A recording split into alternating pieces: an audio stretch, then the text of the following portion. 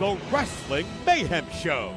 Since 2006, the pioneer in pro wrestling podcasting. This show is brought to you by IndyWrestling.us and IndyWrestling.network for your independent wrestling entertainment.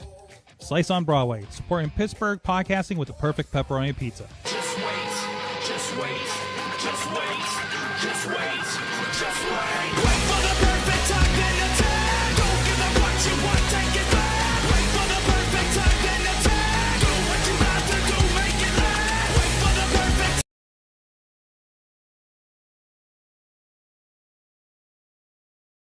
Oh.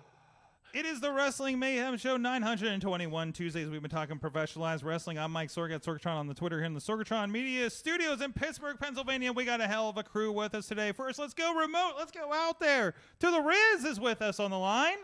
It's me. Hi. I made it back. It's Riz. It's Riz. It's also just want to. Oh no. Want to point this out for no. Some of the people in there. Not you. Not our guest, but you know, our Mayhem guests of honor over in the studio.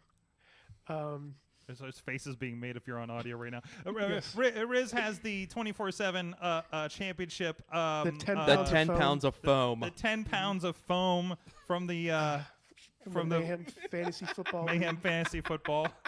Thank you, Jordan Love, for that. I appreciate you. Thank you, Jordan Love. Your check's in the mail. There you go. There you go. You're Jordan Love doesn't need your goddamn money anymore, Riz. No, he the doesn't. Packers are paying him now. That's right. Matt Carlins is with us as well to bring all of his football angst that I don't understand. I don't have any angst. No? After I win the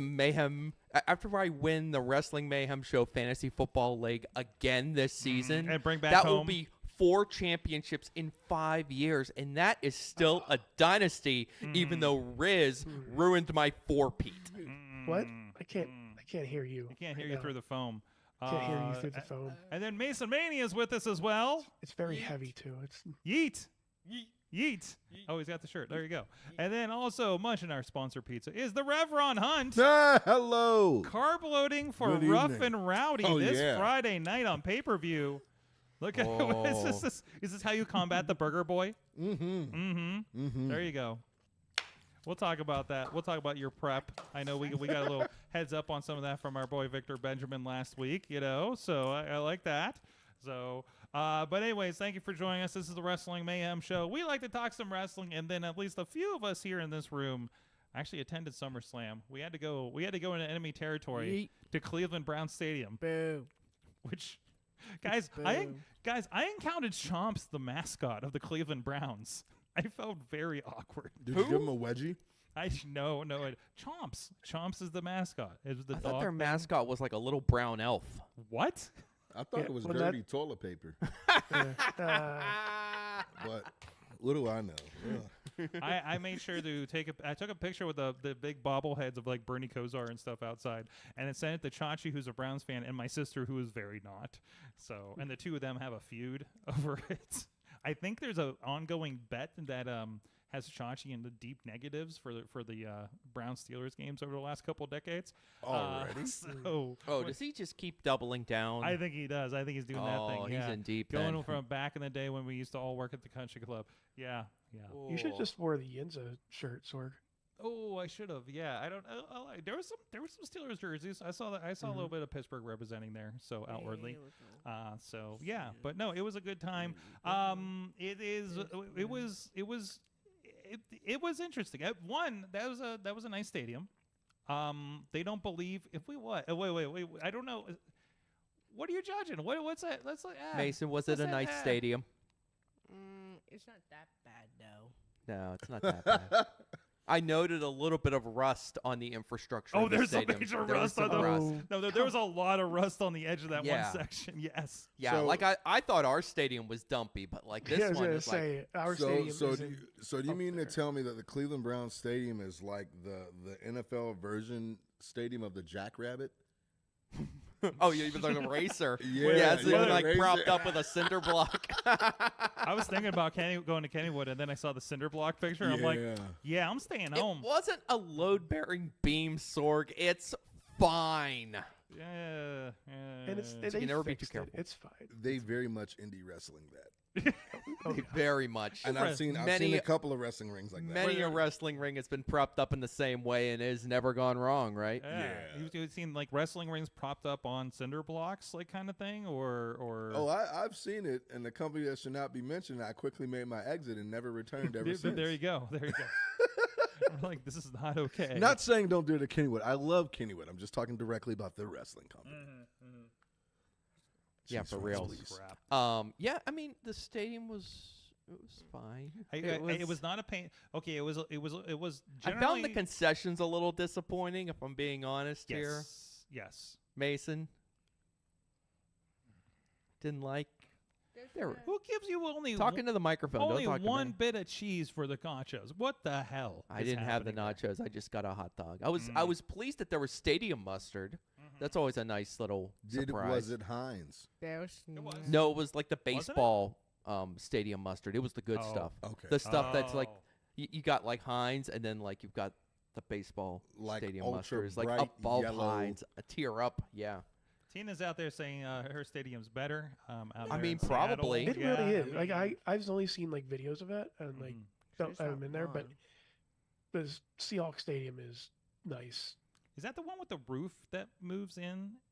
Oh, you're Like, thinking or of is the that baseball stadium, Like, I but yes, saw that that one's thing. also. That mechanism, that's a whole other building. That's like, it's ridiculous. What they've done there. It's not just like a roof that retracts over. It's just like the giantest of tracks that rolls over that. It's Seattle's something else. It's there because it rains a lot.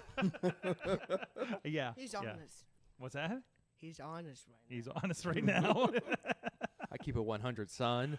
Anyways, the show itself, I know, Riz, you hosted the SummerSlam party here at the studio while we were away.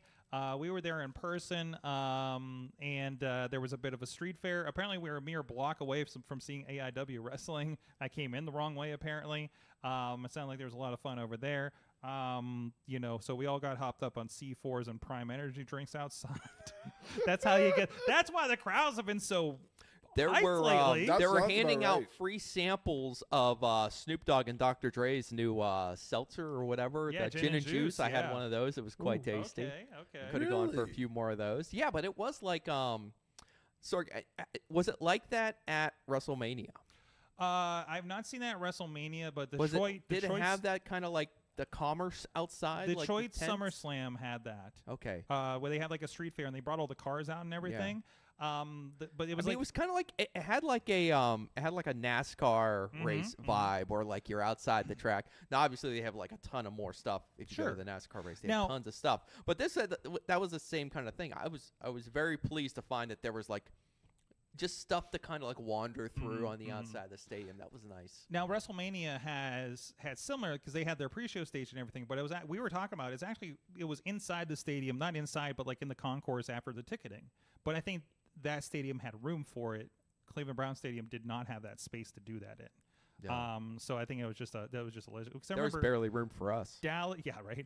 Dallas was kind of like out on the one lawn area, before ticketing and things. And we did not see it. And we came in the other side of SoFi Stadium. We didn't see any of the festivities because we parked up at the Kia Forum and walked down.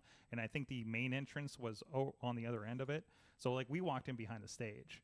On our side, so that You had it's gonna be VIP different. access. No, it was it was you bust your shit behind the stage access. It was what that was. It was like, Did you go inside the store, Sorg?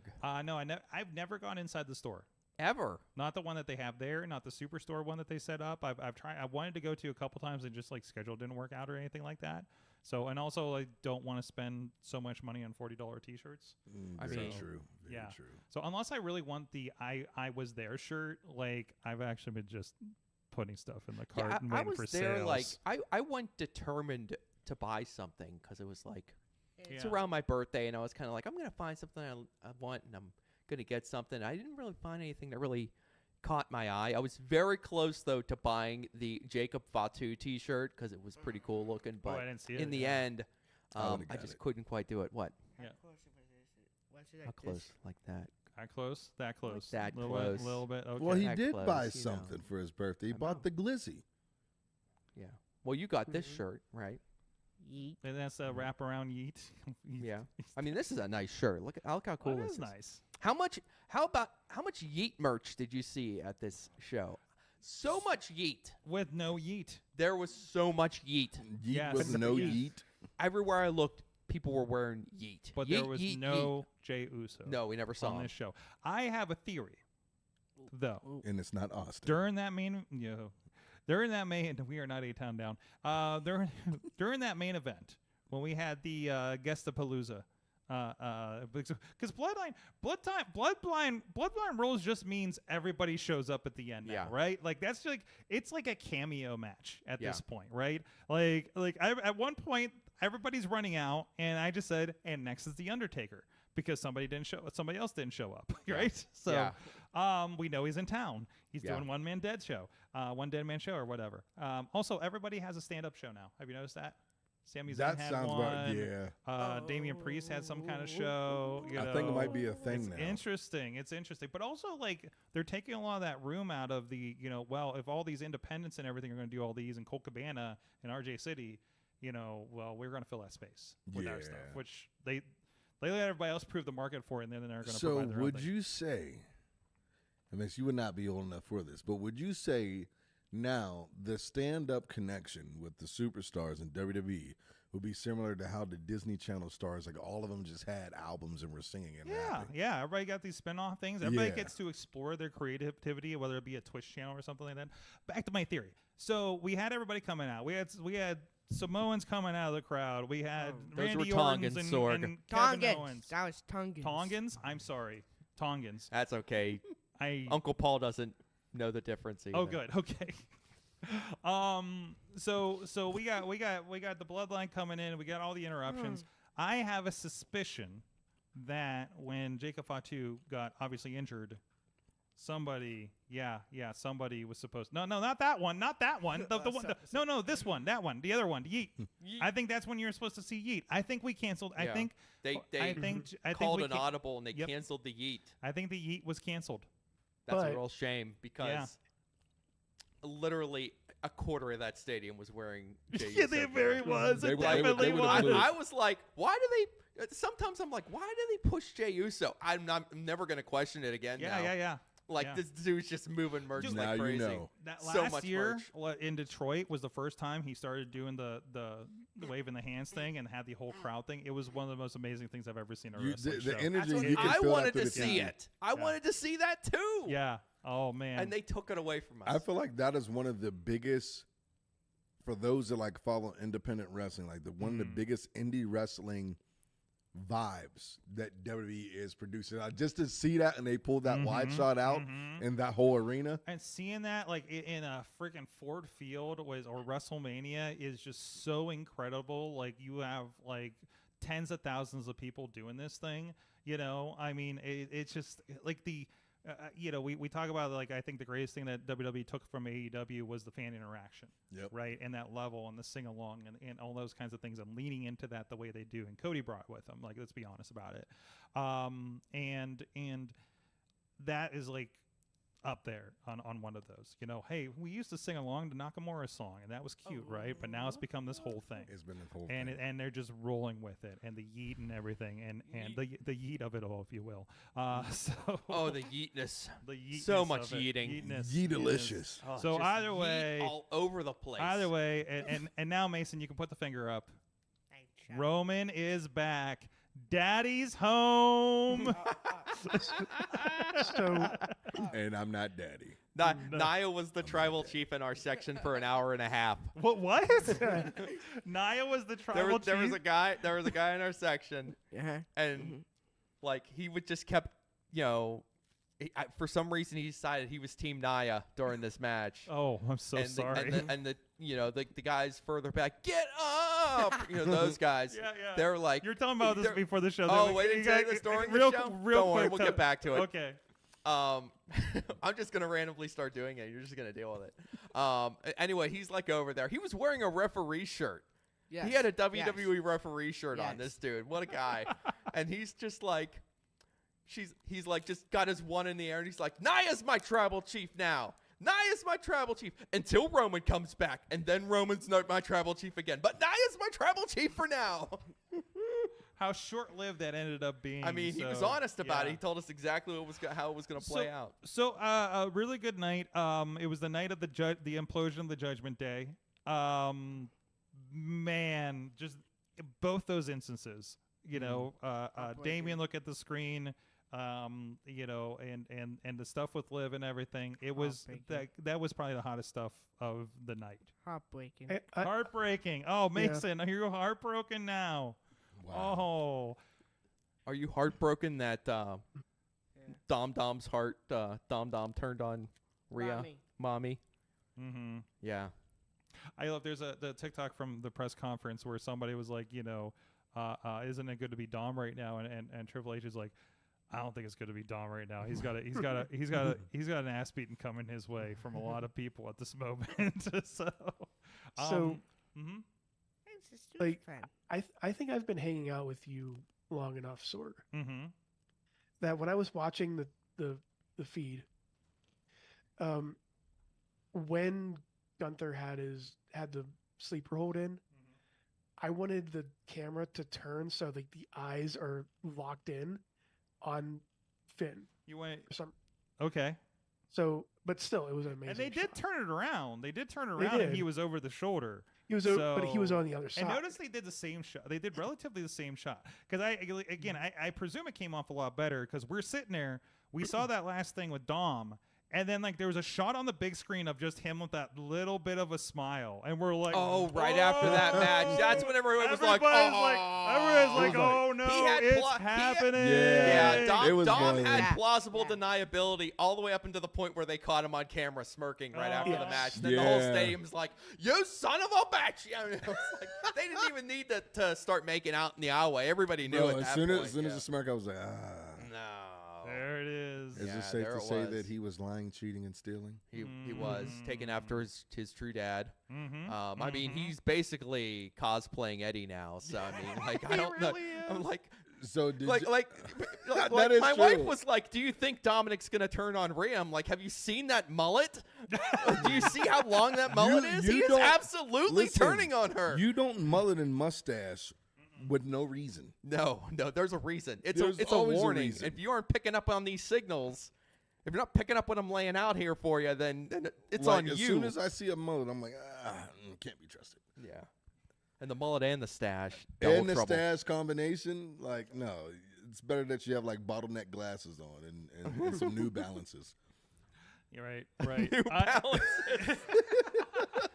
Damn, I got to go home and throw some shoes away. That's so the road. No, listen, they're coming back, man. I'm not gonna lie, I got to. Not enough for me to wear them yet, though. It's gonna be another 4 or 5 years before I can start wearing them again. But I don't know if you all saw, but they were starting to develop T-shirts that had the kid picture of Dominic when he was doing the Eddie and Ray angle. And then it had a picture of Liv, and it had a picture of Rhea, and it said it was a Dominic custody battle. Yes. I feel like I've seen everybody from Rey Mysterio to like maybe like Rhea herself in interviews referencing the ladder match. There was actually, because I feel like one of you guys were watching this or something, there is the Ultimate SummerSlam thing that they do the fantasy booking, right? We were waiting to go, and I was flipping through while Missy was getting ready, and I just threw it on YouTube while I was doing my social work and social media work. Let me clarify that. But anyways, so like Rhea is part of the panel and books her versus who did she take on? China. Her versus China with Eddie Guerrero and Dom in the corners. So like she knows what's going on, right? Yeah, so, but I love how many times that has come up just amongst them in interviews. So it's like if it doesn't, it's the longest running storyline in possibly pro wrestling history. Possibly, yes, actually, yes. I just that and Who Killed WCW. I finally tried watching it. And I wasn't paying attention, and I watched the last episode first. And I was like, perfect. I'm like, this is a weird way to start this series. And I'm like, oh, shit, this is episode 4. You're like, oh, damn, now I know. Damn it. And then stop. All right, I'll just go back. I think even if they do, they're either going to do a ladder match for custody of Dominic between Rhea or Liv, or the ladder match will be the friendship bracelet on a ladder match with Drew and Punk for the tiny little bracelet hanging above the ring. I would like just for the visual of the most tiny object hanging above the ring as they both fight and they struggle. That is actually pretty. So good. I mean, pretty good. Well, I think I brought up at the end of the night. Oh no, I think Missy was asking me in the car what my favorite match was, and I said, story wise, it was the Drew and Seth and Punk thing, right? Like that like everything had moments. And the crowd was locked in from beginning to end. And that was a story. It was less wrestling match than the story, right? And I love that I got on social media and they showed that that one spot was an homage to the Brett Taker special guest referee Sean. Yeah, and they also mentioned that a lot on the commentary. Oh, too. Did they? They kept saying, "Oh, this is like SummerSlam '97," and then it completely was, right? Yeah, so it was. They're like, elbow, hey, get it, get it. Here, let me telegraph this some more. And to Punk's tights are pink and black, just like Bret Hart in 1997. Oh my gosh! Exactly. It was and also I had a revelation with that too, because you know what American Side pay-per-view is coming back next month? Bad Blood. Am I mistaken to say that? No, you're not. Is you're that not the mistaken. first Hell in a Cell? You're right. Which came out of, and Yes. considering how bad, I think we ended up with a 3-way Hell in a Cell with Seth, Drew, and Punk. All right. With Well, the friendship bracelet hanging from the cage. hanging from the top of the cage. That's perfect. Bring it around. Let's and Hell in a Cell match at the same time. That's actually a great idea, Sorg. Book that. Let's try to. I was a little less enthusiastic about the Drew and Punk match in the arena. I thought Seth was a very unnecessary part of the match. All I wanted was just like Drew and Punk beating the crap out of each other, which he did. But happen. instead, it seemed like the focus of the match turned into who is Seth gonna screw and who is Seth being wacky and Seth just being a goofball, and I really felt like I wasn't really there for that. I just wanted to see some violence because the feud had been built for so long between Drew and Punk. I think I might have been a little bit more satisfied. Now, I did go back and I watched the actual broadcast version, and that played better because, they're talking to each other, blah, blah, blah, blah, blah. And I can't hear them because I'm, about 75 yards away, up in the stands. So they weren't playing it for – it probably would have played better in an arena, actually, the way they were doing it. I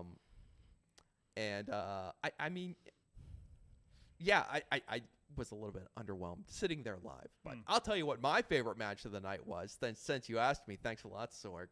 My favorite match of the night was definitely LA Knight versus Logan Paul. That was good stuff. And that crowd, they were rocking for that match. They hate Logan Paul, hate. Yeah. There's like more reasons just this week to hate Logan Paul. I know. So that I won't get up into. With good reasons to just be an incredible person to hate. Hey, just go ahead and drop him on his head. That's fine. Which I think he did actually. Oh my God, I gasped from my seat in the upper deck. Even that was scary. Yeah, there was some scoop. Yeah, some wild stuff there. But and he's got his menagerie at ringside of the worst DLC characters in WWE 2K. So until Pat McAfee had a pack drop last week. I loaded it up and I'm like, who's this bionic jive guy that's in my faction right now? What the hell is happening to my cards? But anyways, okay. You're like, I didn't accidentally download this creative. Well, there was one. Where did this come from? When you buy the pack and the bundle, they're like, hey, you have this and this. And one of them, I think, was Pat McAfee and a bunch of question marks, right? And I'm like, oh, they'll fill in the wrestlers, maybe somebody that's debuting later. Like, no, just his buddies from the damn show. Yeah. And you're like, I'm glad I paid for this, man. Well, thank you so much. This was a gift for me. So anyways, so much more to talk about with Mania. We do want to talk about later in the show that little camera ref earpiece thing. Because everybody was already messaging me during the show about when we were going to do it at IndyWrestling.us. That was everybody. Who sent me the device at Walmart? I did.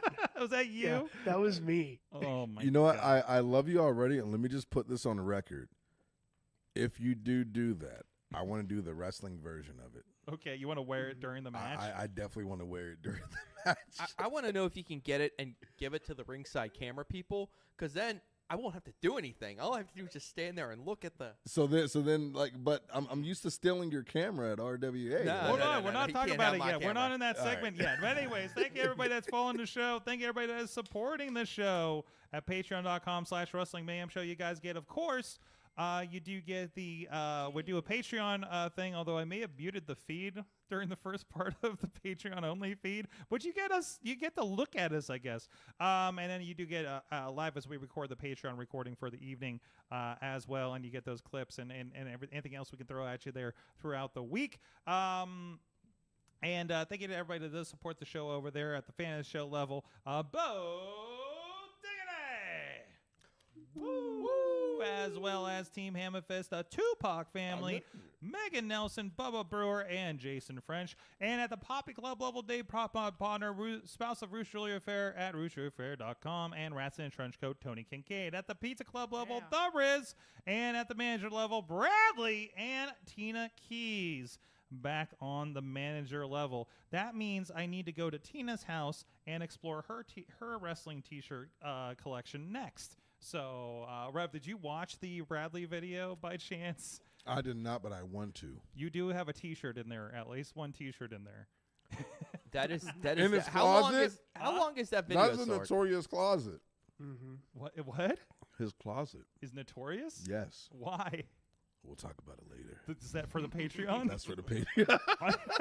Why? About his... Bradley's closet. About when Bradley talked me into coming to his room to show me his closet. It was the best of times. It was the worst of times. Oh, jeez. Anyways, Rev, you play a little bit of Call of Duty, right? Are you Yes, I playing, do. like, some of the recent stuff? You got Modern Warfare 3 and stuff? Or It's on the way because I'm a slow one, and I'm the type of guy that I will wait and let them get all the kinks out. And so I will go to everyone else's house and play it. Yeah. And then I'll wait like a month and a half, 2 months, and I'm like, all right. Well, you might want But to I hurry have up. dabbled. The new one comes out in like 2 months. Then you show up online. You're like, I'm here. Kill me now. I'm right here. I played back when I started. It was the original Modern Warfare 3, and we were playing online with a lot of friends. And Bobby of J-Town, Mikey and Bob from Kiss FM and stuff, right? Since we knew him from Yin's team. And it was a lot of fun, and then it kind of wavered, and about Ghost I fell off, right? Because I think a lot of people fell off for Ghost, and I just never got back into it. Well, Modern Warfare 3 and the new one are on Game Pass. The new one coming out, of course, day and date. So I'm like, well, let's see if I still got it. I still suck. But not So as your not KD as, wasn't that good, but like I'm not doing terrible. I'm not like the worst person in there or anything like that. I'm definitely getting slaughtered, right? But I'm like handling my shit, right? And it feels just like it did. Yeah. On the That's my Xbox biggest 360, fear, man. It feels right. There's barely anything new. Like I don't remember how. Actually, I don't think I've been playing good enough to get any of the loadouts to drop like drones and stuff like that. But like and the slide I think was just becoming a thing when I dropped off. And you got Warzone, which is just Fortnite without building shit. It's a perfect. Which is like, the annoying part of Fortnite. But anyways, actually a lot of Fortnite's annoying right now. I tried loading that up again and it's like, oh, don't know what this is. Anyways, so as part of that, I was exploring, and of course it's being advertised. We saw ads for it. And of course, WWE is now a part of Call of Duty. Okay, Rhea Ripley is a downloadable character. You have Cody Rhodes in there. I forgot that I don't have video connected here. You have Rey Mysterio. It's weird to what? What are you singing the theme? Yes. It just triggers.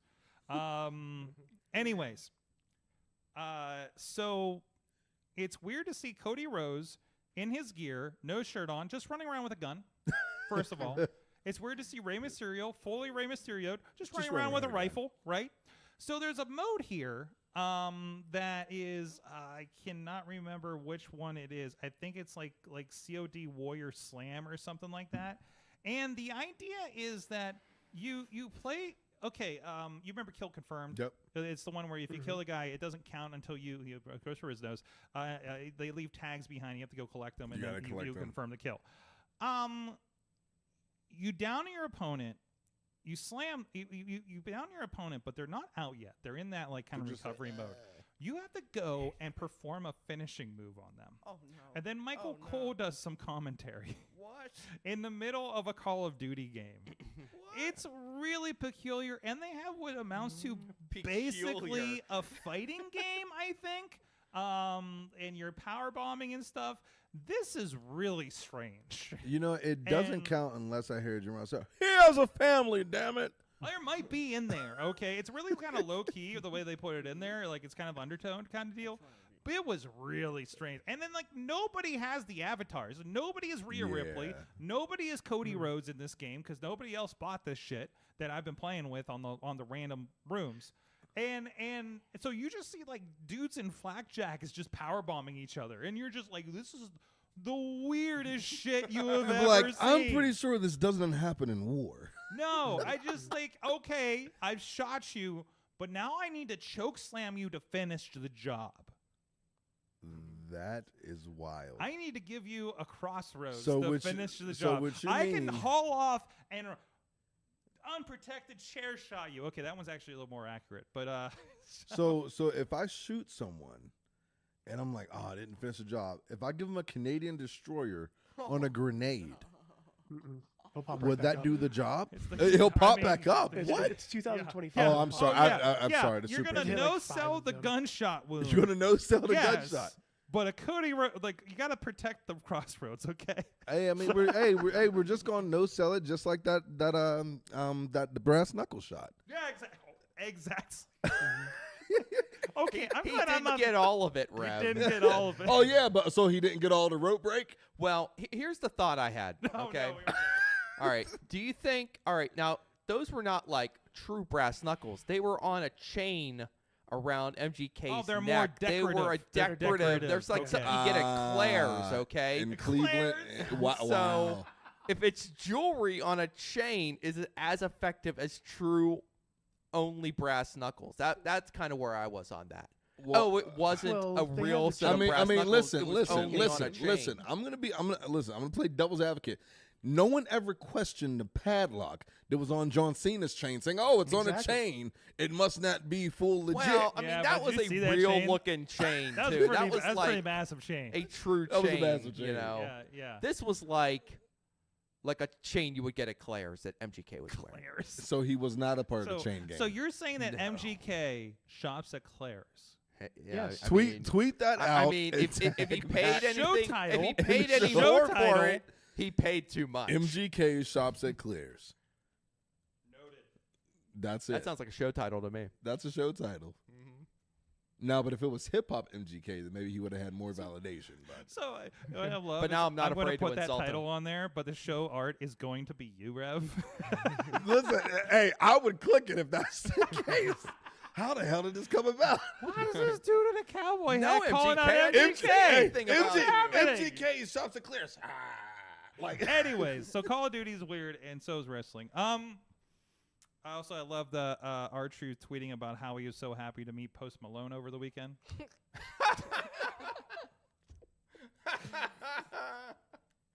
that was actually funny. Me and my boy Post gonna get in the studio. Yep, exactly. Oh my God, the Rev is a damn treasure. All right, let's enough of that. We're gonna talk again. We're gonna talk about the camera stuff here in a little bit. In the meantime, check out everything at IndyWrestling.us from this past weekend. 2PW Fahrenheit just dropped the main feed for that. Of course, you could have seen it live on there as well. The Rev was a part of that. I don't know how'd you do the other day, Rev? I don't want to talk about it. Yeah. You don't want to talk about it? No? You know. I swear, if I get spitting one more time, just bring in Carlito already. I keep getting spit in the face. You hear that? No Haktua for Rev. Anyways. I mean, break me all the what? Patreon. You know, someone had a sign. Sorg, someone in the crowd at the kickoff show had a sign. It said, "Let me hawk to a." Anyways, back to it. One, Somebody's pointing. Haktua, Somebody's pointing at three. the thing. IndyWrestling.us, a lot going on. Thursday night fights. We got a lot of fun stuff coming up there. And what? It just finally fully hit me. And Such good shit. APWF coming up on the feed, and we got RWA this next month. Rev, you've been doing a lot of stuff with RWA. What the fuck was that last match? What? I didn't even get to see. I didn't get a chance to sit down and watch the whole thing yet. That Boy, was a I bunch need of to. helter skelter. I'm getting messages that a knife was pulled on somebody. and Oh, all that this was stuff. a knife, wasn't it? Well, yeah. Yeah, there was. Rev, you coulda hit me. That was dangerous. I plead the fifth. Everybody here was involved with that show except me. I plead so, the fifth. See what happens when you miss shows? Well, I mean, jeez. But okay. So all that kind of stuff. You can find out what happened at IndyWrestling.us. Also, 2 new shows. I believe it's Exodus, where they crowned the first women's champion, and Neo Pro 2 involving Shane Douglas, amongst I think some other ECW stars were on that show for their anniversary show. All part of IndyWrestling.us network and the YouTube membership. Go check all that out. All right. So the Rev, listen, Rev, I've known you for a while. Well time. over a decade. You have done a lot of stuff. I've seen you. I've seen you do TV. I've seen you do the craziest matches, highlights, viral highlights that are out there. from RWA and other promotions. You like see you're me always become a out there. maximum male model. And but yeah, there's that too.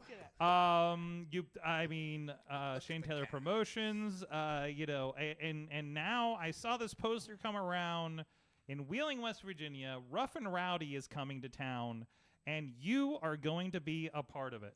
Indeed. I'm going back to West Virginia. To the Mountain Mama, baby. So, first of all, we have a special message here for you and some tips. But first, for those that don't know, because we are a pro wrestling show, we don't get into some of these other ones. But there is one time where we did talk about Rough and Rowdy before. But those that don't know, what is Rough and Rowdy? Rough and Rowdy is hosted in West Virginia. In one of the meth capitals, where a bunch of like regulars. Wait, are all of them in West Virginia? Yeah, you know, I thought they were in like Georgia. I was in Florida or something. They migrate over. Migrate over. Okay. And it's a portion of normal people and crack kids that get into fights with each other for prize money. We should build a wall. So this is what it is. So I reached out to them. I love their stuff. I mean, they're completely energetic. Fun fact, two of their biggest stars are called the Able Brothers. I went to college with them. Oh, okay. One of them's actually main eventing it, and the other's fighting there, too. Okay. They're well familiar with it. And I said, what the hell is this? This is a bunch of chaos. It's a bunch of drunk people in the crowd just screaming, having a great time. This sounds like something I need to infiltrate. This sounds like something I need to be a part of. I said, it's so chaotic. I love it. And then so I reached out to him. I'm like, my whole thought process is I always just put something out there. If it happens, it happens. And I just went about my day. And literally less than 14 days before the fight, then the guy messages me. He's like, "Hey, are you still?" I'll find it. He said, "Hey, are you still available for Rough and Rowdy 25? We're trying to put you on." I'm like. And you're like, it's a good thing you called me 14 days before the fight. Well, if this had been only 8 days, I might not have had time for fight camp. Jeez, I'm so glad you gave me 2 weeks. Yeah. and his defense was, you're wrestling this guy that's 0-0 as well. He's from Aliquippa. He doesn't look like a big deal. He doesn't look like a. His name is Burger His Boy? name is Burger Boy. He's 6'3", 225. You could take him. Come on. All right. Well, we had somebody on the show who also caused a little bit of a controversy at Rough and Rowdy, and you can guess it was Matt Light. And we reached out to Matt Light over the weekend when we were talking about this, and I was like, Matt, you've done this before. You made a splash. You caused some havoc. Can you give us some tips here for the Rev before he goes into it. So let's see what Matt had to say. Pop. What's up, Rev? It is the Steel City heel, Matt Light. I'm here in Dallas right now. I just wanted to give you this quick message. Good luck to your Rough and Rowdy fight. I want to give you some advice. Number one, last longer than 18 seconds. I failed to do so. I let the moment get caught up. I forgot everything that I learned during the 6 weeks of training. But most importantly, man, have fun. The environment is electric. The crowd is rough and rowdy, and so are the opponents. Have fun. Do whatever it is to steal the show.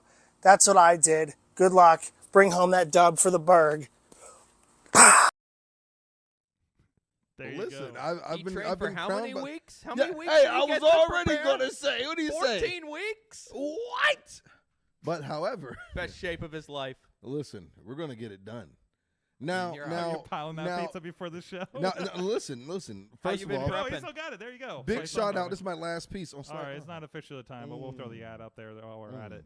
There you go. There you go. There you Top go. athlete, champions. Top athlete. And then when I win, I get a jacket and something else, and I'm throwing an after party at one of the locations. Okay. There you Yeah. go. There you go. Fueled by Slice on Broadway. But here's where I hope doesn't happen. I'm a wrestler by trade. So if he gets a couple of shots on me, what if I accidentally throw a bro kick? Like these are the things that like you move into listen so my nephew was an amateur wrestler for so long and then went to started MMA. And I know you're supposed to keep from your back. That's not a thing in MMA as much. So I hear that a lot with training, shifting from one thing to another. what happens when you drop into that other mode? It's And a it was whole or you're mindset. just like, oh shit, I got to give him a receipt. Like, or like, whatever. but I promise you this. Somewhere in this fight, there will be a Superman punch. Somewhere in this fight, I've been blessed by the tribal chief Okay. to use at least one There you Superman go. punch. Fingers are up. There you go. So it will happen. Other than that, I cannot give away my fight secrets, but I'm in good hands. Big shout out to Victor Benjamin. You guys make sure to visit his gym, Punch King. And listen, it's gonna go down. It's gonna go down. What if, like, there's a moment in that fight where, like, obviously you've been a professional wrestler for a really long time. Like, what if just, like, in the heat of the moment, just, like, the training takes over and it's like, low blow, or it's like, chop block. I've been training. To the eye, I've been training way long. So it's a fun fact. If you go on Rough and Rowdy's Facebook page, my one friend I was telling you, one of the Able brothers, he pretty much cactus jacked this guy over the top rope, and they landed on the commentator's table. So this is every bit more of wrestling than it probably is boxing by accident. Therefore, by accident, based on how a majority of my training has been for the last 12 and a half years, I might accidentally go to that place. I'm gonna try not to. Don't go to that place. I'm gonna try Go to not that to. place. But if my Randy Orton genes kick in, Yeah. Oh no. I mean, you guys have seen what happened when I go to that place. Don't go to that place. So Don't pull if out I don't pull black out a out, knife. at least you guys will get some viral videos. Jeez. Just don't Yeah. pull out a knife. That's fine. So No promises. what do you know about Burger Boy? I know that he is 6'3", 225, and you can't teach that. Other than that, he's from Aliquippa. That's literally all I know. Can I we cannot get find some tape on this guy so we No! can figure him out like on Mike he's- Tyson's Punch Out? We can figure out his health. We don't know. He's 0-0. Like, at least with There me, is no tape. So here's the thing. At least with me, like, and I'm hope his mind is like, what the hell am I getting into? Yeah. When he just randomly decides to look my name up and sees all Yeah, this stuff. he's looking at the fight card. He's going, the Rev Ron Honey's bringing Jesus with him? Oh, my God. What in am the I gonna world? do? He's gonna bring a knife. So No, listen. No, Burger Boys, not Berg Boys. Oh no, he does not claim that. But other than that, I mean, I tried to look him up. There's like not even him like in street fights or anything like that. Like, So- there's some promo stuff that they posted between the two of you, and he's really showing off his body there, I guess. Yeah, And he then got you're some you're, nice you're at tats. least on a treadmill. He got some nice tats, I guess. Yeah, so it's really intriguing. So do you what other than the last 2 weeks? What boxing background do you have? So believe it or not, I actually was unofficially training with boxing. So my dad was Okay. actually a boxer. Okay. So which is- so you have some there- like you're there's not, knowledge. You're not starting from zero. Doing this No. thing. Okay. So that's a good thing. So a lot of that I think will kind of come back to surface. So my father boxed, and he boxed when he was in the Air Force and everything like that. Self-taught me and trained me ever since I was in elementary school all the way up. But when it came from the professional sports aspect of it, I went the pro wrestling ring route instead of the boxing ring route. But I've definitely been in the boxing ring, had my fair shares. Yeah, see, like that doesn't look like a Burger Boy. I don't know what this is. So, but he's gonna get knocked out. I'm gonna knock the Malibu's Most Wanted right out of him. So all I know is that we have a weigh-in this Thursday, and they said after the weigh-in I have to stay around for a brief interview, and I think that's the first that we go face to face. And yeah, God bless his soul. I hope they give me a time limit for this interview. So. Hey, what is it? It's 3 rounds, 1 minute each, right? It's 3 rounds, 1 minute each, with a 1 minute break. With a 1 minute break for With each a, one. with a Okay. 1 minute break. So All right. I did cut a promo for him, and I closed it at Checkers, where it said pick any two. So I did tell him, listen, the choice is yours. Pick any 2 knockdowns you want in the first, or second, or the third round. Then after I laid the promo and I sent it to them, and then after it was already shared, I said, damn it, why did I say it? So I really have to knock him down at least twice. I put the pressure on myself. So therefore, You're calling your shot. So therefore, a bro kick may happen. If I get in that third round and I only have 1 knockdown on him, I gotta just go for the kibosh. It seems like it's loose. Yeah. But it's still Like, it's still boxing rules. They try to keep it as sanctioned as possible for people that literally have zero. And I've watched a lot of their videos for safety. Yeah. They suggest that you don't slam them and everything, but they're not going to DQ you unless you like really like headbutt the hell out of someone and knock them straight out, or low blow them or something like that. So the West Virginia Athletic Commission does know about this. You know, I guess we'll see. I'm gonna try to give him a little color though. Yeah. Hard way. Yeah. Yeah. That's what we like. Yeah. Red equals green. Red equals green, baby. Who's cornering you? So I have a few people. I saw this one. I saw one of the threats. You saw. Yeah. All I'm gonna say is that just for the sake of the pressure, you have to tune in. You can either be there live, or you can go to buyrnr.com and get the pay-per-view tickets. Tickets start at $25. I think live in person is roughly around the same for the pay-per-view. All I know is that I am calling a couple of pro wrestling people out of the jungle to come down to the ring. So, and there's a few different group chats that's going around that involve different pro wrestling people. But I do know one person that hopefully they're going to be bringing the hammer with. Hopefully. Yeah, that's all I'm saying. That's all I'm saying. Sorg knows what I'm talking about. It's gonna be a great night for it's gonna be crazy. It. It's gonna be crazy. And honestly, and in all respect, this is really. I've said this with a lot of wrestling events. I swear to God, this is the only time that I really wish that Virgil was still around. I swear on everything, I would put on 401k on that. And he'd be like, listen, nephew, you just throw your dick at him. Like that's probably what he would say. But I don't know if I would go Those that far. Those training vignettes would have been amazing. No, they would have been great. They did training vignettes in like PWO, I think, right? Yeah. When Dombrowski was running up there, right? So like, I think it was with like Gregory Iron or something, and Homeless Jimmy. But they're doing the handicap heroes. Yeah, handicap heroes. Yeah. So no. It was I think it was still maybe it still was because it was like Gregory Iron and like the homeless guy. But anyways, great. I love this. Cool. Who do you think Burger Boy is going to bring with him? I was gonna thank Kel and just have him dress up as the Good Burger that'd be great. cashier. You know, but I think he's stupid. I think he's gonna come to the ring by himself, and that's gonna be very bad. Oh no. So we have a question up there in the corner. Would you box the Rev for our question of the week here? And somebody answered. Okay. Uh-oh. All right. Dave Ponder's in the chat room. Uh-oh. Okay. And he says the answer to the question, would I box Rev? My question is how much money? You guys are going to like turn me into like the Pittsburgh Indy like Kimbo Slice. You're going to have me go in the backyards, just beer fist. I mean, if this goes well, or you start gonna streaming that stuff. Just start start. fights with I'll give it right to Sorg for the page. I mean, if this goes well, are you calling people out for boxing matches here in the future? Or I will tell you this: my goal is yes. I mean, this is very much as legit gets, and I know he's going to come in and he's going to try to make a name for himself. So I do got to come in. I got to try to eliminate the threat. I got a total of 3 minutes to do it. Yeah.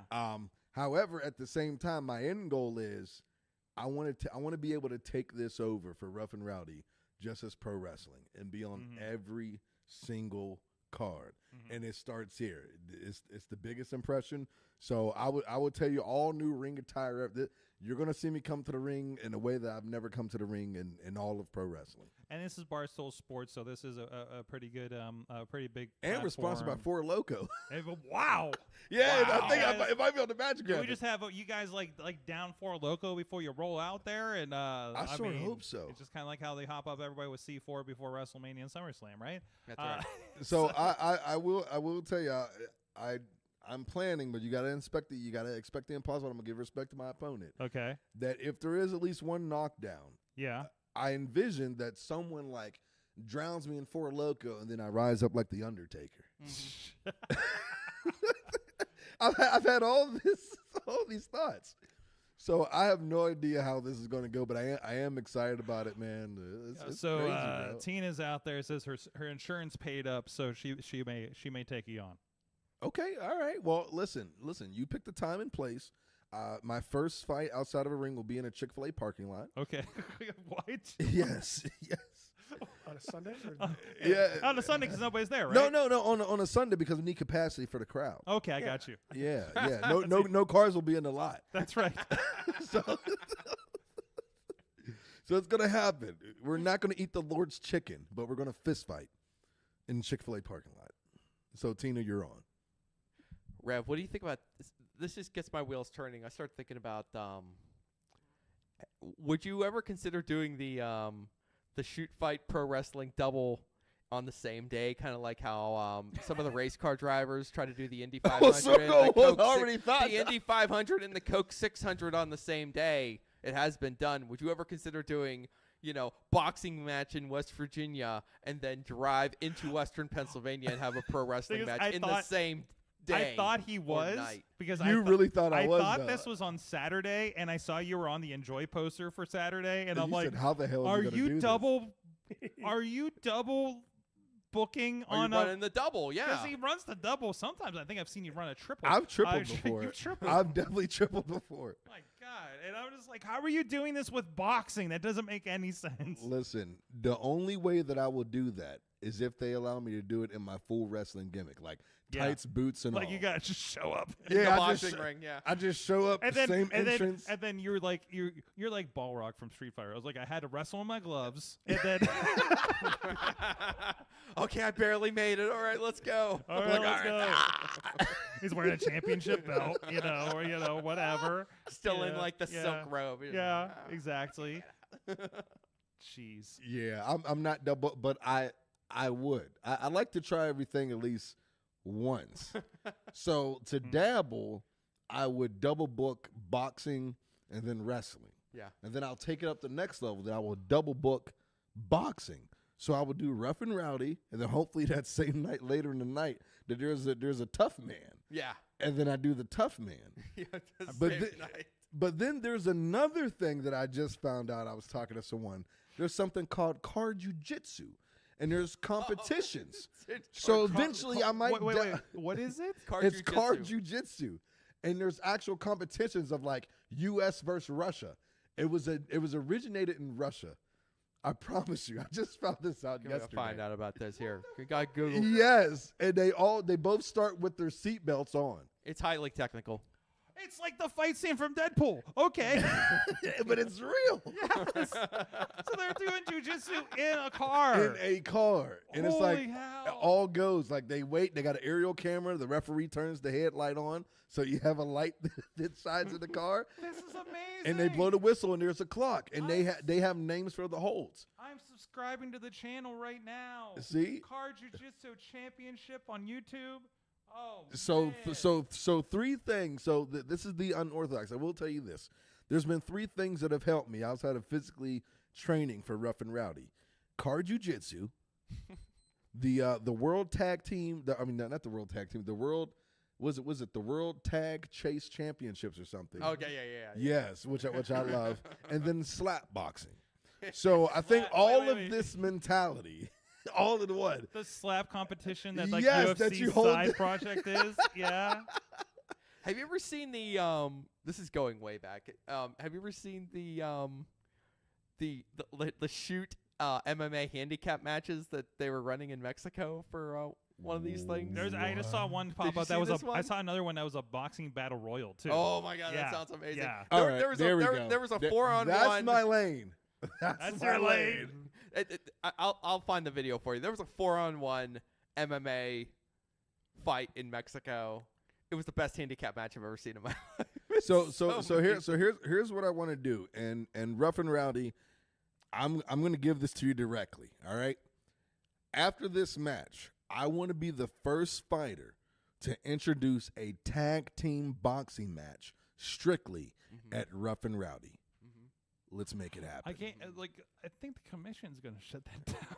I'm pretty sure you can't do that in America. You know what? You You ask permission later, Sorg. I think better to called, ask forgiveness you later. said I can't than do it to in ask America? permission now. Ask forgiveness later. my whole problem. career has been asking for forgiveness. Asking forgiveness later instead of asking for permission now, Sorg. That's what we're looking for. I asked Phil back for forgiveness when I broke his wooden table that was like $700 during the that's what brawl. I'm saying. I'm really sorry about that. Now, if you would have said, Dr. Feelbad, may I double suplex? To be fair, buddy here no. onto your snack table, he would have said, no, don't do that. Nobody thought it was breakable. I in Like, all you know respect, how many suplexes have been on those tables Yes. over the years? I remember they're like, I don't think we should just. Don't worry, it won't break. I was like, But the ooh. problem was, I think it was like you did a double suplex, I believe. So Yeah, there were it was three. me and AJ on Jordan Styles. Yeah. I think like typically it's like two people, and I think the third person was the and it didn't even like break. It did It break. just was like, I mean, it was ruined. It buckled. It's like this thick. Like it's just imagine if you had like your grandma had like a thick oak dining room table or that's something very much how I that feel. their great grandfather probably fucking carved themselves out It of a felt redwood like tree. it felt like an OG wooden communion table. Yeah. The entire Way to bring it back around to the entire West Newton gymnasium is populated by tables that refuse to break. Yeah. Like that's very well known. There's nothing will break. No bone like that anymore. I've seen more clips of tables not breaking than tables actually breaking from I that mean, arena, I think. these tables are fed up with all of us. Yes.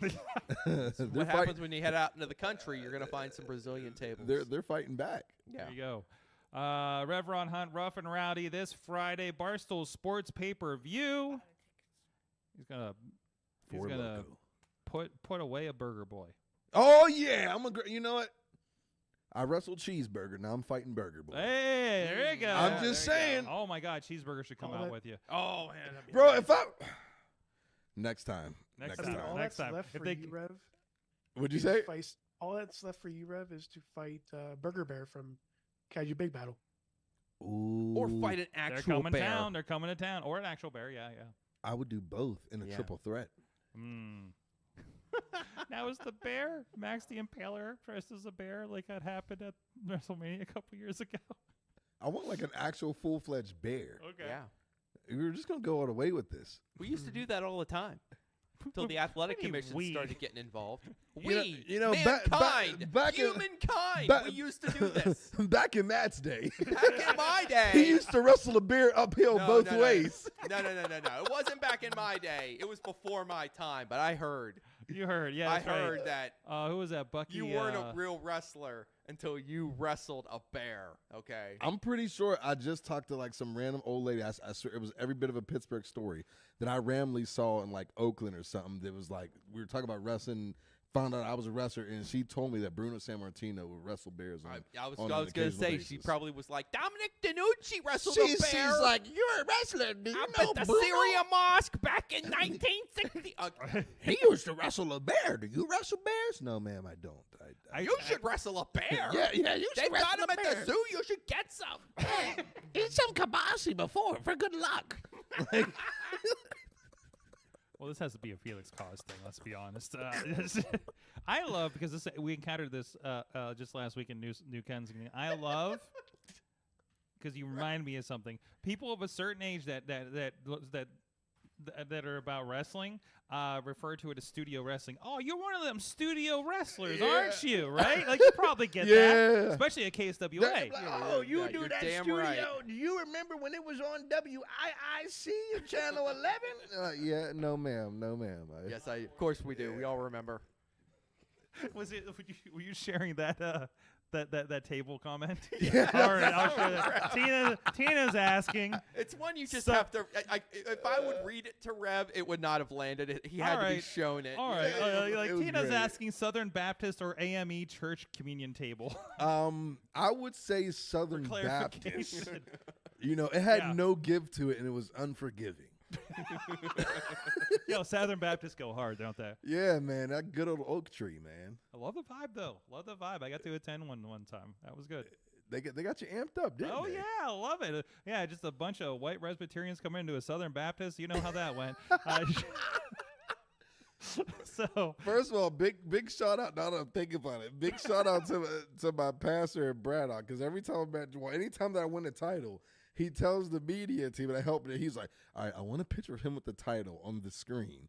So then we can, and he'll be like, all right, let's give it up. And then every time he tells me, he said, give him about another month of exercise, and he wants to eventually do like an elbow drop off of something. So I'm trying to convince him into doing like during the sermon or something?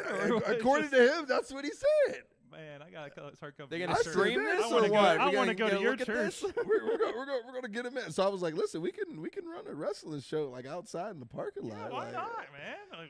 We know wrestling people, shows right? on church property are great.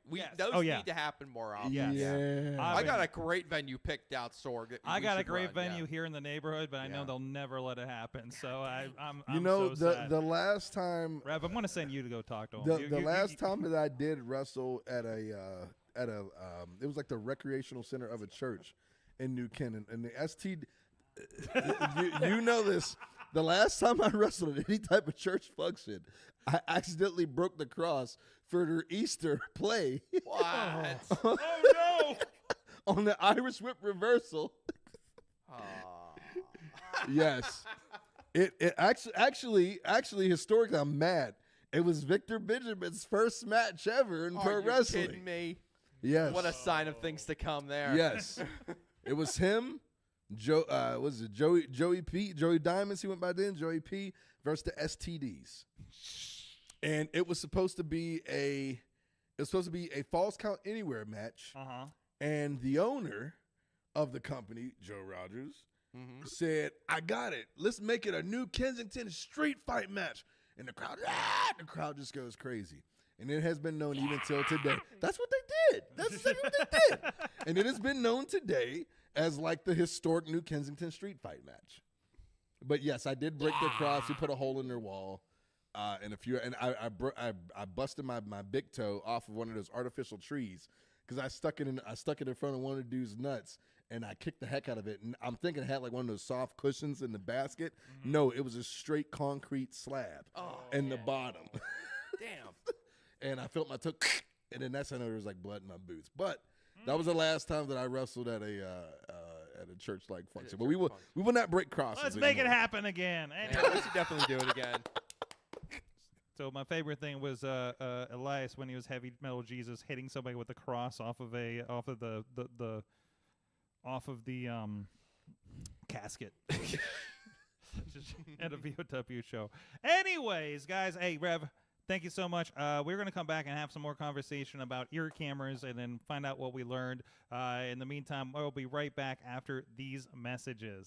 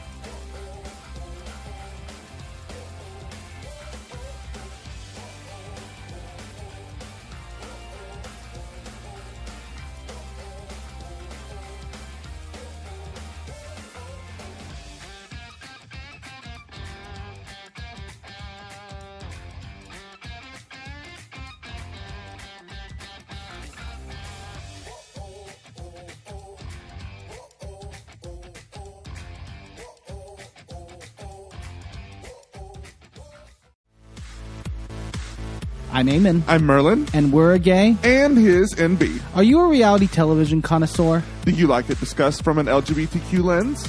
If so, A Gay and His NB is the podcast for you. Hear us break down all your favorite guilty pleasure reality shows from Bravo, Drag Race, and just about everything in between. Listen to A Gay and His NB on Apple Podcasts, Spotify, or wherever you listen to podcasts. For mercy, all alone, unable to handle the pressure of forced mortification. Now let the torture begin.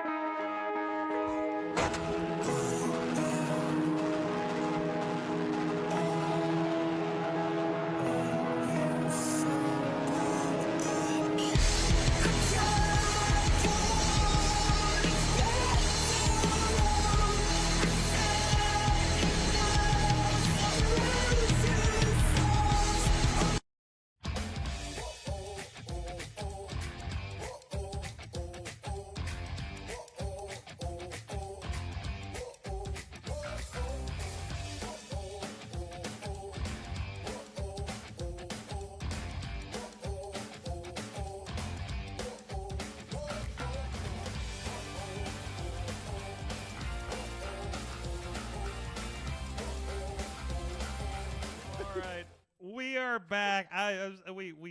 We were having way too much fun talking about knife play. The Rev Ron Hunt is here. Yes, sir. Rough and Rowdy this Friday. First you wanted Sunday, you want Saturday to Friday. You know. Friday, rough and rowdy. Come get rough and rowdy. So everybody kept messaging me about this. WWE, as we know, has been really experimenting over the last while here with new camera angles, things like that. There's that the walk around the outside one that I hate. It drives me nuts. Yeah, I always feel like that one's definitely triggering you, Sorg, whenever you're walking around. I'm like, Sorg would never let me do that. Why were they do? Yeah, guys, it's like, this is everything I tell everybody not to do. If I would do that during a show, Sorg would be like, don't do that. I really hope, if I've done my job properly, I hope that everybody that's worked under me over the last several years that watches Raw or SmackDown when they pull that shot out, and this is the one where they start on the one side, all the cameramen kind of back away, and it's the Steadicam guy, and he's not going up to the ring. He's just kind of like floating around the entire front portion of the ring, and it's like a full minute at least. It feels like an eternity that they do this thing. A lot of times coming back from a commercial break or something like that, right? Yeah. And I really hope just everybody sitting at home that has worked with me in their ear is just saying, just yelling, "Get the rope out of the shot!" Yeah. Yeah. Mm-hmm. Yeah. Definitely. Get up! I hear your voice whenever they show that I hear shot. you yelling at me. Doing that, You're like, I'm not even filming. Tighten up. Yeah. Mm-hmm. Yeah. Riz just takes a shower and he just faintly hears you. Get the soap out the shot. Yeah. I start just sobbing. in the corner. Yes, that's when I know I've let people know. Anyways, you want to do your Okada real quick for Sorg? Real quick. I'm so happy. There you go. Thank you for that. Oh God, we haven't even talked about it. We get that like 3 times a day. So. Anyways, so everybody messaged me when like we saw like the quick shot. It looks like they messed up the first like shot of this in the first match, and we're like, what the fuck was that? Oh my God, they have a ref mic. I couldn't figure out where it was. It was weird because we couldn't see, and obviously you guys were messaging us from the pay-per-view party, and like from the screens and stuff, we can't tell the guy's got something on his ear. Oh yeah, complete surprise. To and me. and until we like saw him cut the shots, I'm like, what the hell is this stuff, right?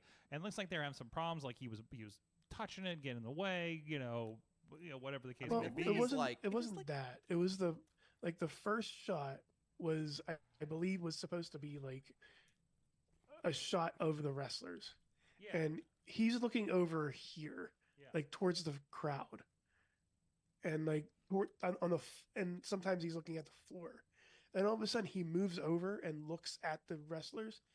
But first of all, that is just dizzying, and second of all, they cut they cut away right when he gets to it. So I mean, I can understand the and I didn't realize it was on his head, right? It was like it's an earpiece, basically. Yeah. And it may even be connected in with the audio earpiece. Is the only thing I am look back at the footage to see what it looks like. Out? Did it? Or something came out, threw it. and he just grabbed it, balled it up, and threw it. Yeah, he just that threw might it be. away. Maybe he's just like, I'm done with this shit, you know. But I can understand, like. You're a referee. You have your job. I think if you're a referee, you have like 3 jobs to do, right? Out there, especially for a WWE production. You got people in your ear. You got to do this. You got to check out the wrestlers, communicate, all this kind of stuff. And like the last thing you're thinking about is, and now I'm also a cameraman, right? So even if there's something in his ear that says, you know, Mark, we're going to come to you, and then and then something happens and you react, you just caught it in the moment. Yeah. He's not sitting there holding the camera. He's doing his job. Right, and now he needs to concentrate in a different way, and that's just it's a different muscle, I think. And it worked really well for Seth. But even the things that they caught, I love when they caught the picture of angry CM Punk, and somebody said POV of Jack Perry. So that's brilliant. But and I'm trying to find the link because I think you guys sent me. Was that in Slack that you guys sent me that? Oh, here it is. Apparently they sell these at Walmart. Nope. $70. It's $80 for this 70. thing. That's $70? all? Yeah. I mean, it's not going to tie into my system. Like I mean, we could do something like this with a GoPro. So you could get a 30. Yeah. Now every indie company is going to try this. Oh, you know that. Especially it's somebody only probably $70. I mean, this is one of those things that has to be attempted every 5 to 10 years in pro wrestling. They've done this before.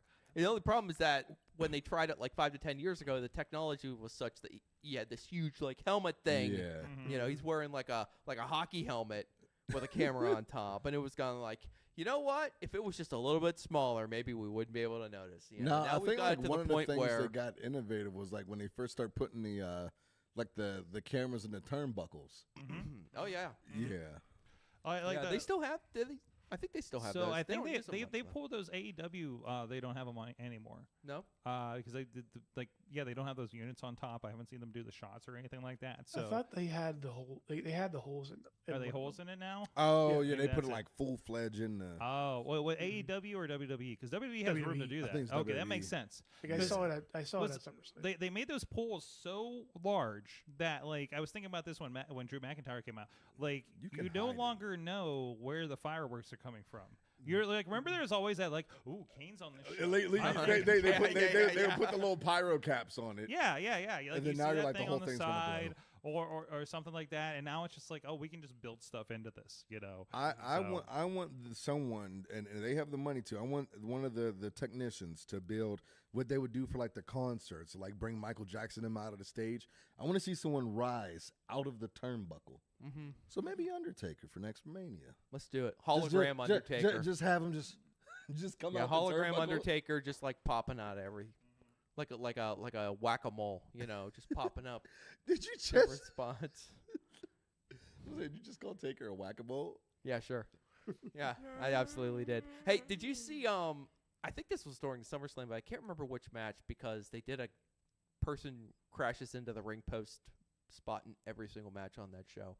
But there was one of them where, like, the cameraman was up on the ring apron. You don't see that very often. That was like a classic WCW I was thinking camera that too. shot. I was thinking and that he was too. up there, and like it came right through and like quickly the cameraman like. I bounces was down. impressed because he got caught there and he got down, and I'm watching the shot.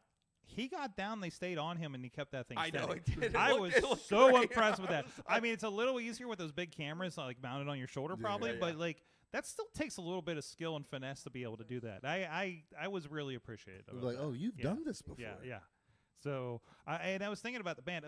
I mentioned I watched the last episode of WCW, and I appreciate there was a lot of like talking to like the production people there.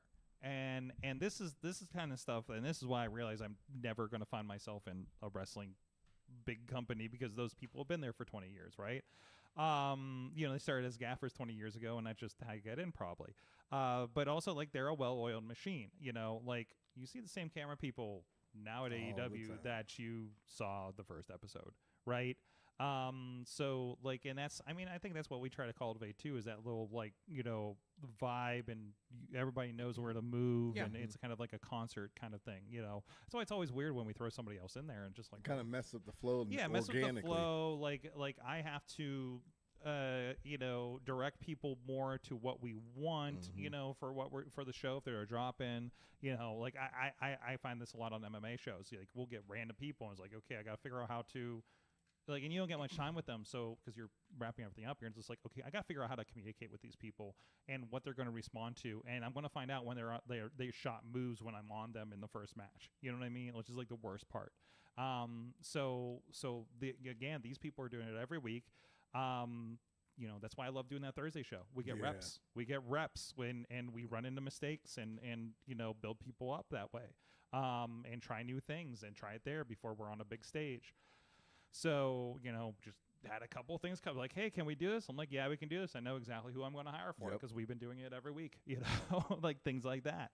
It builds confidence. But yeah, and then thinking about that and how hard that was when WCW closed, because it's like, this guy's been a cameraman for 20 years. Like, what the hell are you doing now? 10, 15 years at WCW, like, it's not only places to go with that skill set. It's very specific to be able to do that, right? I've always heard about like, oh, they brought like a production team in that's never done wrestling before, and hey, they got a truck outside, but you noticed. It's a whole different thing. If you don't get it, I've watched people like, why is this guy like 3 feet from the ring shooting this thing? That fucking shot, that we talked about. I think that's the biggest thing. Like certain companies, when I've heard them even lose people, and they're like, well, so and so they said. I was like, listen, this is something completely different. Mm-hmm. It's just something completely different. It's like, I mean, I've been. How long do you think I've been shooting wrestling shows for you, Sorg? We can find out. It's been a while. It's been a while. It's been a while. We've been at this for years, and like, I'm still like, when I'm shooting wrestling shows, like having moments where I'm just like, where do I want to be? Like, what gap in the ropes should I be shooting through? And there's just like. There's like an infinite number of situations in pro wrestling that you could find yourself in that you need to figure out, what's the best, way to approach this. And sometimes it's different. Some things I've gotten, a lot better at, but sometimes figuring stuff out. But then you've got other people, like you bring up somebody who's like never watched wrestling before. And I've told you this story before where I was like, I was shooting some indie show. You weren't there. This was years ago. This was like up in Erie. And I'm out there with a camera, just shooting some footage, and there's another person there shooting footage, but this other person was not familiar with the tropes of pro wrestling. So things spill out onto the floor, and this doofus stands right in front of the ring post, and I'm standing there like, they're totally throwing him into the ring post. Like, get the hell out of the way. He's like, well, if something comes, the ring post is going to save. I'm like, have you never seen wrestling? Don't you know what's going to happen? Like, that's how my brain is screaming at me. And then, like, sure enough, they Irish whip him right into the ring post. And this dude is there. And the poor wrestler just had to, like, evade and fall over. Like, he just had to make it work. And, and it was just like, that's obviously an extreme example. Yes. It's like this. Exactly. Then they take a bump. That's an extreme example. But yeah, but it happens, on the shows that we do too. I almost did a suicide dive on a camera person before. Because that's to be expected. They didn't know it, and they didn't know, like, hey, if a guy's on the floor and you see me doing this, you want to fuck that means don't be at 12 o'clock like this. Go down. I got new people, and they want to be right in the middle.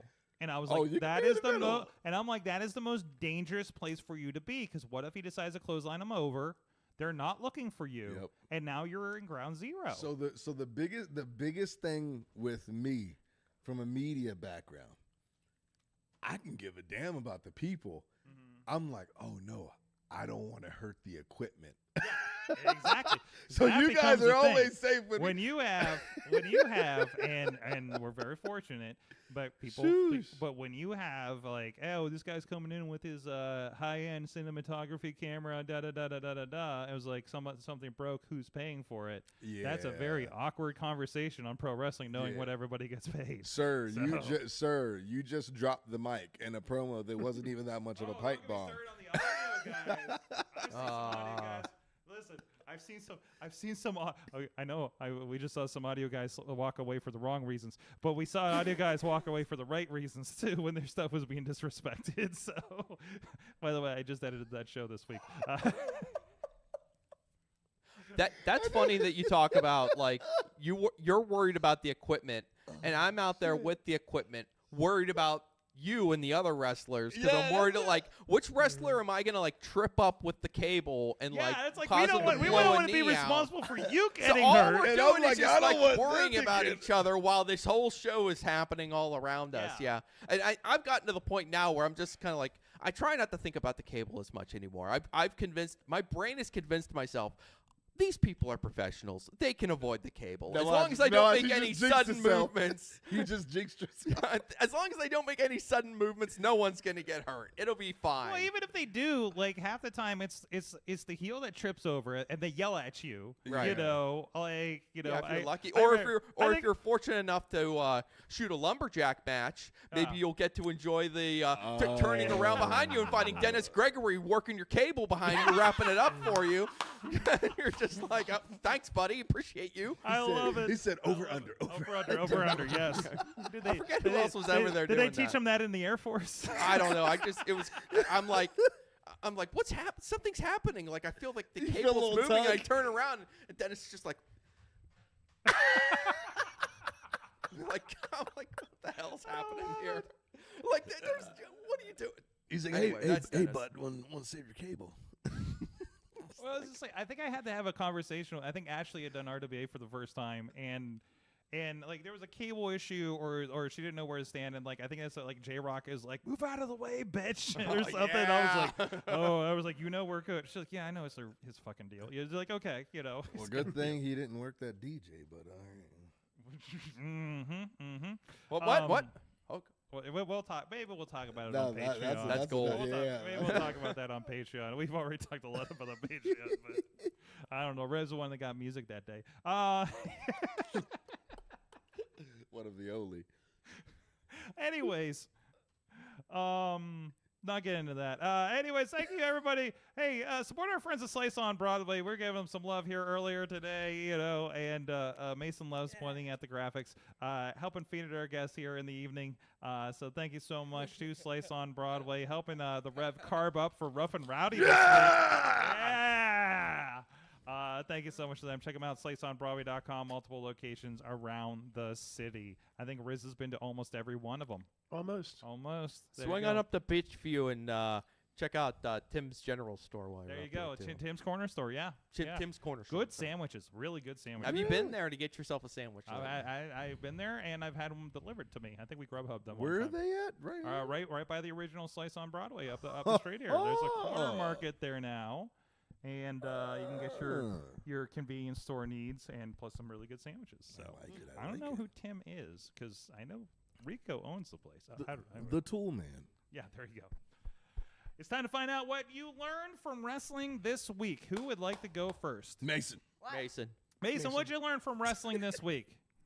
Summerson was awesome. Okay. Yes, it was.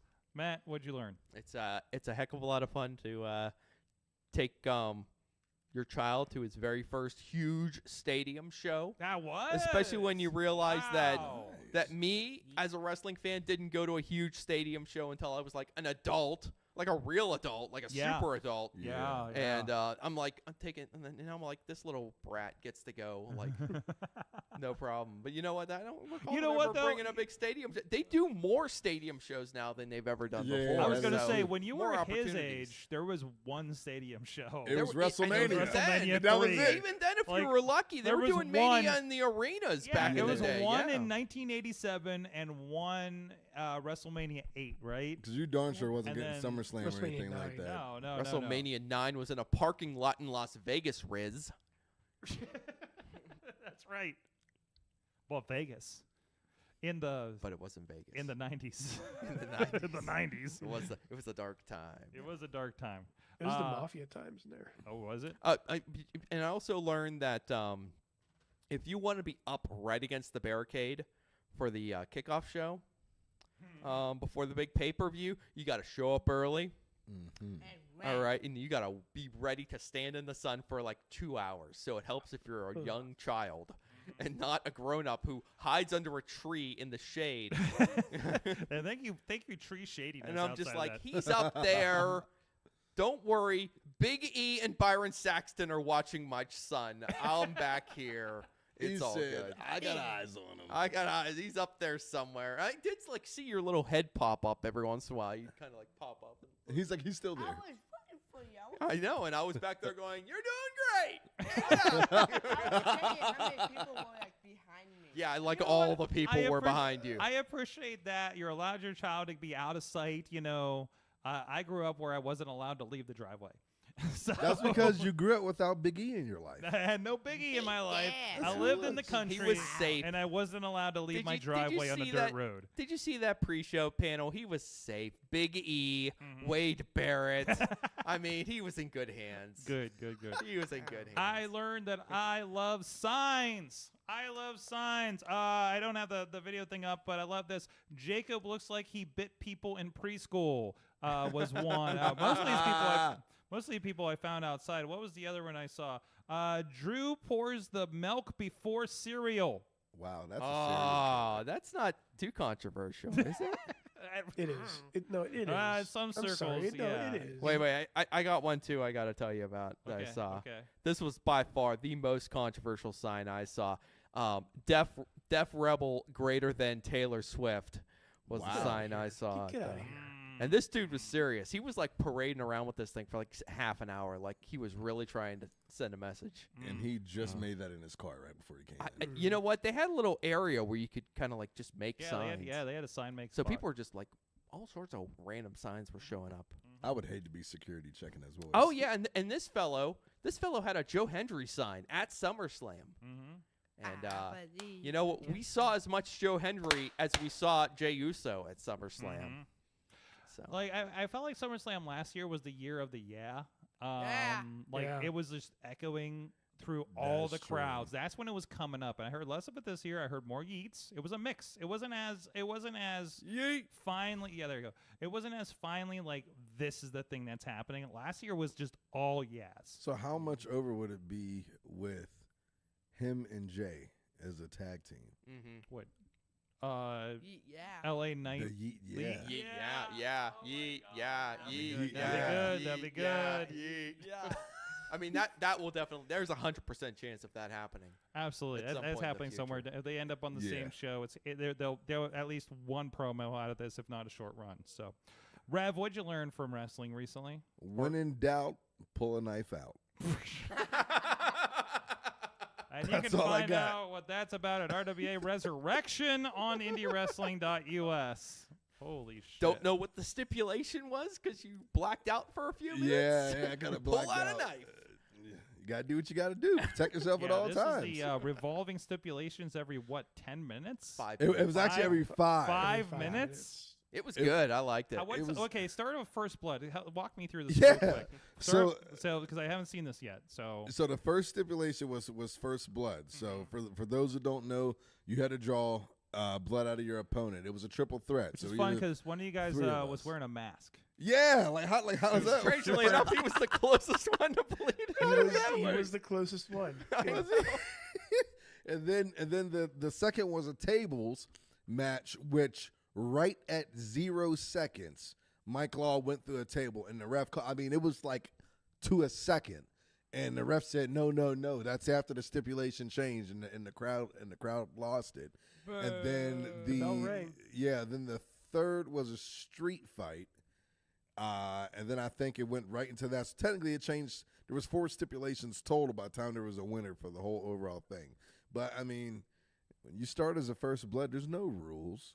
And the last time I checked, a lot of, DOA bodies, they bleed. So I used a foreign object. I mean, the object of the match is to draw blood. So there are no rules. So I mean, last time I checked, knives pretty good at causing blood. Thank you. So I mean, good strategy. Listen, my thing. At what point does it? Because I heard the crowd go, oh, like whoa, wait a minute. Like at what point do we deem a weapon? Oh, this is just too much in the first blood. I've had fans bring the weapons matches where fans have brought a whole baked cake with thumbtacks in it. They said, you like the icing? There's thumbtacks in it. You got people breaking boards with mouse traps, but I can't use a knife. Yeah. I still remember the guy walking around sad outside that they wouldn't let him bring the whole katana sword in. They had security at the door that would check the weapons. Yep. Oh my I mean, God! I've seen baseball bats with barbed wire wrapped around them. I've seen like razor I've seen wire baseball and stuff bats like with that. explosives on them. I've seen like spikes. We've seen spikes. Yep. Right. I've seen Like pumpkins with forks. Like thumbtacks what? in Like it. how? Sorg, honestly, tell me. Like fork and knife. Like how far removed are those? Exactly. They're like weaponary cousins. You know, they're basically in the same food group of weapons. I don't see a difference. And if this you would is have why pulled a Matt's my spoon, attorney. no one bats an eye, but he pulls a knife. So I mean, knife, fork, There's spoon. Who cares? There's a lot of people that are real knifeists out here. They don't like those. I'm surprised West Newton has that many people in it that doesn't like that. I was like, oh. I was surprised that was somehow too violent for West Newton. No, that's because they like, oh, we know what kind of night in West Newton this is going to be. Yeah. Riz, did you say what you learned yet? No. What did you learn? I learned that I really, really am happy for Eric Rowan. Out of everybody on the Wyatt Six, seeing him actually wrestle again, I was smiling when he did things in that ring on Monday. Don't make me cry, you dickhead. Like when he did a yeahs, it was so like touching, and then I'm just kidding, but yeah, like it was just one of those things. I personally didn't think he would come back to wrestling, but seeing him actually wrestle and doing his thing in the ring, perfect. From the chat room. It's so beautiful. I'm sorry I brought everything down. It's my fault. Oh, it's fine. I'm moving. You're good. He's gonna get the knife. From the chat room, where we're talking about the hot dogs for the camera costs, and are we talking Costco hot dogs? By the way, you know what really pisses off a promoter when they have their poster and their poster happens to be about a barbecue, and I repost it saying, "I bet I'll get paid in hot dogs tonight." I heard about that one. I thought I was being cute. That since is it was a gimmick. hilarious. I was just like, if the people gonna think I don't pay, I'm just like, well, I mean, it's wrestling, so I mean, it's wrestling. It's always been the hot dog we know and what we're handshake doing joke. here. It's like let them talk, and it got a lot of interaction. So I think I did something to promote the show. So I thought I was doing my job. So, but anyways, whatever. Ponder learned that the person in person at 880. Yes, Ponder got to visit 880 on Thursday. Nice. To see it. And Nick Swile will get payback for what he did to Tati, what they did to Tati. Tatiana has been injured for the last month, and Nick's is kind of an asshole now. He used to be such a nice kid. Yeah. What happened? Yes, and now there's a new belt for me to keep track of. And Tina Key says, I've learned that we should take in the stateside PLEs when we can. Because, we've had 2 or 3 this year. Yeah, Europe and the other Canada, hemisphere is getting all of them. Canada too. Yeah, Canada too. And Saudi Arabia. So it's going real worldwide. That's pretty. But that's a lot of space for somebody else to fill in those towns with some exciting pay-per-views and You'd think so. shows, right? Yeah. You would think. I mean, seems to make sense to me. Ron Elite Wrestling. What? Yeah. What? What? Ron Elite Wrestling. Ron Elite Wrestling. I'm There you gonna go. go see some Rel tonight. It's fine. Anyways, and Oh God, what did I learn? What did I Yeah, what did you learn? learn, sir? Oh my gosh, what did I learn? it's weird to go to a Cleveland Browns stadium show. I didn't want to buy any merch because I'm like, I can't bring home a Browns colored hat. You know? Yeah, I mean that's what I was saying. Like I really wanted to buy something. I was just kind of like, I really wanted them it. to announce next year's SummerSlam being in Pittsburgh at that show to fuck with everybody in Cleveland. Don't you think that would have been funny? Been amazing. Don't you think it'd be funny in the trilogy of SummerSlams for them to be like Detroit, right. Cleveland, Pittsburgh, and then you have to go like another 200 miles to the southeast and into Baltimore or something like that. Because I don't think they've announced yet, right? I have a feeling they've already said that. I think they did. Isn't it that one of the ones that's like in Indiana? Is it Minneapolis? 2 nights? Minneapolis? No, it's Minnesota. It's Minnesota. I just said 2026 is officially announced. He as 2 said- nights. Triple H did appear to confirm the changes that SummerSlam will actually take place in 2025 as two nights. Because there was like allusions like, oh, this is quite possibly the last one night SummerSlam, so they were kind of tiptoeing around that a little bit. So oh my God, Alex in the chat says next year's Rumble, Mania, and Chamber are all in Indianapolis next year. Yeah. Is that true? No, I don't think that's very that's true. not. Well, no, I know that's not 2 true. of them. Or are they like staggering them? Mania is Vegas. It was the way that I think Triple H no, put it's it. right. It's Because Triple it's H the did Rumble. talk about it during one of his things. Then I guess he said something was like almost like a full circle. We're gonna put it right here. Here's the thing: we're gonna put the. He's a, I have to look at because Mania's in Vegas next year, so they're not getting that. They're confirmed Rumble, but they did not state when SummerSlam and Mania were going to be in Indianapolis. we're gonna give him all of it. Because Minneapolis. Pat McAfee won't leave me alone about it. Bye, you must go. But anyway, Matt and his buddies who are now playable characters on. Yeah. Where's the Mayhem Show DLC coming? Why is Corey not? Who wouldn't want to play as the Riz on 2K? Who wouldn't want to play as? Yeah, who's got Mason? who's making the creative characters of the Mayhem crew, right? Yeah, I don't get he's making the arena. Somebody, actually, Wheels usually makes arena. Have a contest. Yeah. Ooh. Yeah. I need you on promotions. I need a promotions team. Sure, next year. Help me with these ideas. India's Rumble for sure next year. So, which is not it. It's not too far, Sorg. I was really weirded out by this. I should really hold it. You know what? I'll hold on. Patreon. I'm going to tell you on Patreon what weirded me out because it's a friend thing, and you guys are probably the only ones that care. Guys, forever on Hunt all over the social media. Thank you. He's on Prospect Pro Wrestling. He's on RWA. I'm on all that good stuff. You're where else are you popping up? Enjoy Wrestling this Saturday. Yes, it's this Saturday. I believe it's a free show up at It Bottle is. Rocket. So come watch our Human Demolition Derby. Are you in that 4-way? I am not. It's going to be me versus the self-proclaimed king of Pittsburgh, M.V. Young. This is the first time we've been in the ring against each other in 9 years. Holy moly. 9 years. The last time was VOW, the Columbusville Ice Mine. Other friends of the show, Fourth Line and TME in action. Wow. Are you kidding me? The fourth line? Nick's Wild, Cowpoke Paul, Den of Desire, and the Creeps and Demolition Derby is going to be Mikey Montgomery, Zeke Mercer, Brohemoth, Reese Hayes, Pagasa, and David Lawless. Holy shit. Go check that out. That is 4 p.m. For you guys here in Pittsburgh at the RE360 warehouse up in the Allentown neighborhood. Just go up and enjoy enjoy wrestling on social medias for information on that, on where to go. It's kind of a back alley. It's kind of a back alley situation. It's kind of where, hey, and Rev, this is the first time you've been to that venue since the last Fight Underground taping. Very much so. When you won that championship, you just I knew lost. it was familiar. Yes, that was another show. I think they used the same room. So yeah. Well, this is gonna be even more exciting.